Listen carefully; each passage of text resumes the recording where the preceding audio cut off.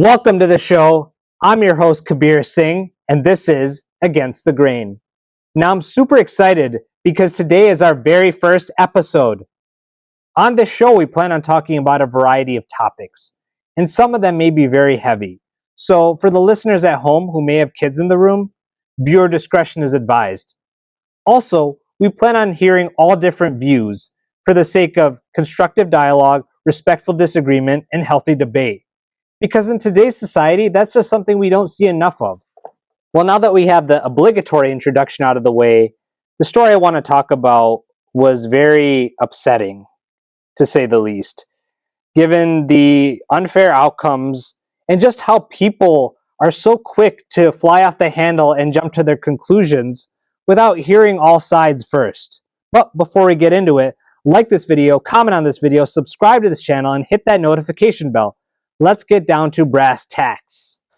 So I first heard about this story from Brett Cooper, another YouTuber, so I decided to do my own research. The article that I read was UVA grad recounts the huge impact a BLM activist's racism allegations have had on her life. So the story is that in July of 2020, at the height of the BLM riots, Morgan Bettinger, who was a rising senior at the University of Virginia. She's pictured here, right next to the police officer, and we'll understand why that's important later on. She was driving home when all of a sudden an entire street was blocked off by BLM protesters led by Zyahna Bryant, who was also a student at the University of Virginia at the time. Morgan Bettinger went up to a garbage truck driver who was blocking off the street from oncoming traffic and said, "It's a good thing that you're here. Otherwise, these people would be speed bumps." Essentially, all she's saying is that if the garbage truck driver wasn't there, the oncoming traffic would nonchalantly run those protesters over. And that happened in Virginia a few years earlier at the Unite the Right rally when a white supremacist ran a protester over with his car and killed the woman. So she really meant it in good faith. And people should take that the right way. Right? Well, not so much in Zyahna Bryant's eyes. She then claimed to have heard the comment firsthand and claimed that Morgan Bettinger overtly threatened her and her protesters to run them over with their car. And then she got her protesters to swarm Morgan's car, leaving her scared for her life as she's calling the police. Check this video out.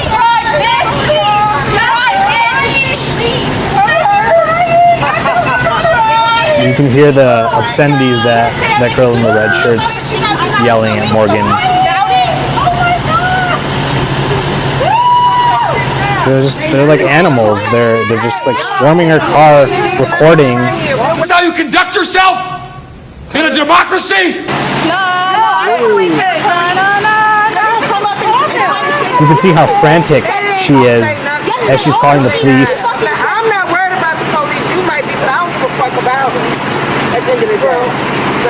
Now, for a bit of additional context, Zyahna Bryant was very outspoken for her age. She did a lot of activism work in her community at such a young age, won a slew of recognition and awards, and at age 18 or 19, I believe, got a spot on Vogue's 21 Under 21 Young People Changing the World. So she could rally a crowd, suffice it to say. And the effect of Zyahna Bryant's actions did not stop there, because she then tweeted a video of the protesters swarming Morgan's car, claiming that the person in the truck threatened to have them run over. And it went viral. Reason.com also covered this, and I think they did a very good job, because they said Bryant also posted a series of videos, not of the alleged speed bump comment itself, but of its aftermath. Again, not of the alleged speed bump comment itself, just the aftermath. Charlottesville Beyond Policing, the group that organized the protest, gave more details in a Medium post shortly afterwards. They said that the woman drove around the public works truck, blocking the street that demonstrators were convened on, and felt compelled to say, not once, but twice, that the protesters would make good speed bumps, the Post reported. The second time, she repeated it loudly to a black protester and added, "Good effing speed bumps." Soon after Bryant's tweets, the allegation was picked up by local journalists, Seaville Weekly reported while the group gathered on East High Street, a white woman drove around the public works truck blocking the road and twice told the protesters they would make good speed bumps. So basically, these journalists added their own spin to the story and helped fuel the fire. This person tweeted, "If you know this Karen, please take her car keys. If she feels the overwhelming need to run someone over, she shouldn't be driving." Okay, socialist dog mom. I know everything that I need to know about you just from your profile alone. I'm just a note taker. She, her. The cop reading this is wasting tax dollars. Like, you could see the narcissism on this person. So when Zyahna Bryant tweeted the video, it revealed Morgan Bettinger's license plate. And so people were quick to find out who she was and dox her and her family. She became the most hated person on the University of Virginia's campus. People didn't even want to be in the same Zoom classes she did. People petitioned to have her kicked out. And to make matters worse, when they stalked her on social media, they found that she had in her profile a Blue Lives Matter picture. Why? Because her father, who was shown in the picture I showed earlier, was a police officer who lost his battle to cancer about 6 years prior, and she's honoring him. So it's not because of any right-wing ideology, and even if she is, why does any of that matter? What's it to ya? All that mattered to these people was that Morgan Bettinger fit a certain narrative that would help vilify her because it helped their cause. Reason.com also said, Morgan Bettinger was the perfect villain. She was a white girl from Charlottesville, the daughter of a cop, and by her own account, pro-police. This story is just making me angrier and angrier as I'm recounting. The University of Virginia launched an investigation saying, the university strongly condemns any threat directed at other members of our community. We are aware of the allegations on social media about a student's conduct with respect to a protest in the city and are actively investigating the matter. And they found her guilty of violating the university's policies. They placed her on what is called suspension and abeyance. That means she could complete her studies, but likely any subsequent violation would result in immediate expulsion. But she did persevere. She was able to graduate, get her degree, and 2 separate investigations cleared her of any guilt. They found reason to doubt Zyahna Bryant's account, and the other first-hand witnesses gave contradictory accounts. However, this whole ordeal has had lasting impact on her life. It became like a permanent mark, because once something's online, it stays there forever and you can't take it back. She had dreams of going to law school, and none of it came to fruition because nobody would touch her with a 10-foot pole.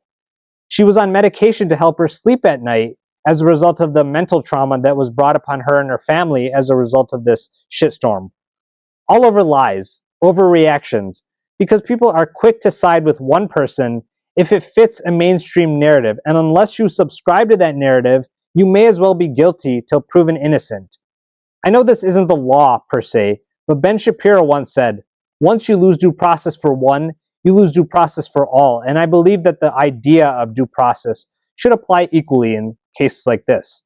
She is also suing, potentially, the University of Virginia for violating due process, among other things such as defamation.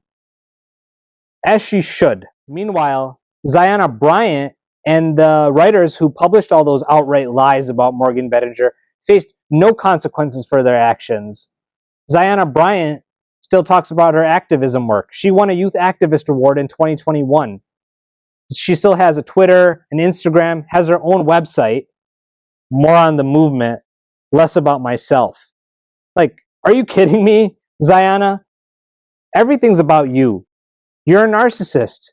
You'll do everything and anything you can to push a narrative out there, even if it's false, even if it ruins somebody's life.